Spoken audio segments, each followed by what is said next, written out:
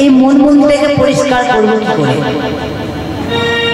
দেখবে মা, আমরা সকালবেলায় ঘুম থেকে উঠে কি করি বলো তো মা? দাঁতে কি করি আমরা? ব্রাশ করি। কেন বলো তো? দাঁতটাকে পরিষ্কার করার জন্য। আপনি 10 দিন করবেন না, দেখবেন দাঁতে লাল লাল হয়ে ময়লা জমে যাবে। তাহলে কি আমরা দাঁত থাকতে দাঁতের কর্ম করছি, যে প্রত্যেকদিন ব্রাশ না করলে দাঁতে ময়লা জমে যাবে। তাহলে ভগবান প্রত্যেকটা জীবকে এত সুন্দর একটা মন দিলেন, তাহলে মন থাকতে মনের মর্ম কেন বুঝছি না বলো? তাহলে প্রত্যেকদিন যদি এই মনে একটু একটু একটু একটু করে ময়লা জমতে থাকে, তাহলে 70 বছর বাঁচলাম, 70 বছর না জানি কত ময়লা জমবে। চিন্তা করতে পেরেছো? অনেক ময়লা জমবে। যেমন চুলে শ্যাম্পু দিলে চুল পরিষ্কার হয়, গায়ে সাবান দিলে গায়ের ময়লা পরিষ্কার হয়। মনটাকে পরিষ্কার করবো কি করে? মনটাকে পরিষ্কার করার উপায় হচ্ছে হরিনাম সংকীর্তন।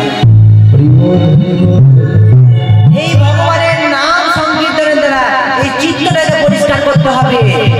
সারাদিনের মাথায় এত কাজ করছো মা, তোরা এত কাজ করছো তুমি। এই 3, 5, 15 মিনিট সারাদিনের মাথায় দিন ভগবান, সকাল দুপুর সন্ধ্যা। তবে এই মানব জন্ম নেওয়া সার্থক হবে, তবে এই মনটা পরিষ্কার হবে। কারণ ভগবানের মন্দিরে বা ঘরের মধ্যে বসে ভগবানের চরণে প্রার্থনা করুন। দয়াময়, এত সুন্দর একটা মানব জন্ম না, এসে যদি খেলাম আর গেলাম, তাহলে আমি তোমার জন্য কি করলাম? আমি তার জন্য কি করলাম? এই মনোভাব নিয়ে সারাদিনের মাথায় একবার চিন্তা করব। সন্ধ্যাবেলায় বসে একটু ভগবানের নাম করুন। আগেকার দিনের আমার মায়েরা সন্ধ্যাবেলায় বসে রামায়ণ পাঠ করতো, মহাভারত পাঠ করতো, আর এখন সব চলে গেছে। আচ্ছা, যবে থেকে সিরিয়াল এসেছে তবে থেকে সব গেছে। সিরিয়ালে কিছু শিক্ষা নেই মা।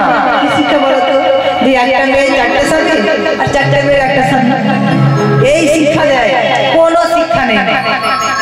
তাই সন্ধ্যাবেলায় বসে ভগবানের নাম গুণগান করো, কেঁদে কেঁদে বলে হে প্রভু, এত সুন্দর মানব জন্ম পেলাম, এই মানব জন্মটাকে তোমার জন্য কিছু করে যেতে পারি। কারণ এই মানব জন্ম হয় কি আর না হয়, তুমি আমায় একবার কৃপা করো প্রভু। কারণ তিনি বলেছি যে আগুন সুরে ডাকলে নাকি তারিখ পাওয়া যায়। তিনি বলে দিয়েছেন আগুন সুরে ডাকলে নাকি তারিখ